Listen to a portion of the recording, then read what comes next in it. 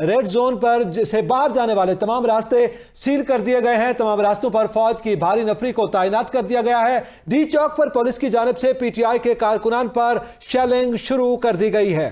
اہم خبر سے آپ کو آگاہ کریں گے۔ اسلام آباد میں ریڈ زون سے باہر جانے والے تمام راستوں کو سیل کر دیا گیا ہے۔ تمام راستوں پر فوج کی بھاری نفری کو تعینات کر دیا گیا۔ ڈی چوک پر پولیس کی جانب سے پی ٹی آئی کے کارکنان پر ایک بار پھر سے شیلنگ کا سلسلہ شروع کر دیا گیا ہے۔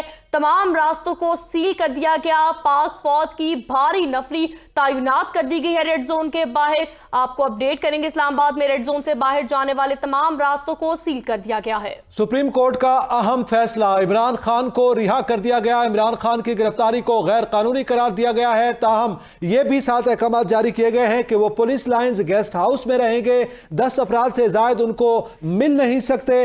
بنی گالہ کی درخواست کی گئی تھی کہ بنی گالہ میں وہ اپنی رہائش گاہ پر وہ رہنا چاہتے ہیں، تو یہ درخواست سپریم کورٹ کی جانب سے جو ہے وہ مسترد کر دی گئی ہے، اور یہ کہا گیا ہے کہ وہ آئندہ روز اسلام آباد ہائی کورٹ میں رجوع کریں، اور اس کے بعد جو فیصلہ اسلام آباد ہائی کورٹ کا ہوگا وہ عمران خان کو ماننا پڑے گا۔ یہ اہم معاملہ ہے کہ اس وقت سپریم کورٹ نے جانب فیصلہ دیا ہے رہائی کے حوالے سے، اور جو ان کا تعمیر کی گئی تھی وارنٹ کی گزشتہ روز احاطہ عدالت میں گرفتاری کے دوران، اس کو بھی غیر قانونی قرار دیا گیا ہے، تاہم اس کے باوجود بھی وہ پولیس لائنز گیسٹ ہاؤس میں رہیں گے۔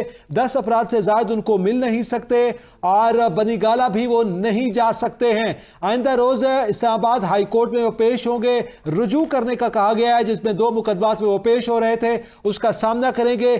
تاہم نیب کے حوالے سے اور نیب کی جو گرفتاری کی گئی اس پر کیا یہ کیس کس طرح سے مرتب ہوگا، اثرات مرتب کرے گا، اس کا ذکر تاحال فیصلے میں نہیں آیا۔ جب تفصیلی فیصلہ سامنے آئے گا اس میں بھی دیکھا جائے گا کہ پروسیکیوٹر جنرل اور نیب نے جس طرح سے وارنٹ کی تعمیل کرائی ان پہ توہین کا نوٹس جاری کیا جائے گا یا نہیں کیا جائے گا، یہ بھی دیکھا جائے گا۔ لیکن اس وقت یہ بڑا اہم معاملہ ہے کہ عدالت عظمیٰ نے عمران خان کو ایک بڑا ریلیف دے دیا ہے، اور ان کی گرفتاری جو نیب کی جانب سے اسلام آباد ہائی کورٹ کے احاطہ عدالت میں کی گئی تھی، وہاں پہ اس کو غیر قانونی قرار دیا گیا، اور یہ بھی کہا گیا ہے کہ وہ جو تعمیل ہوئی تھی وارنٹ کی وہ غیر قانونی ہے۔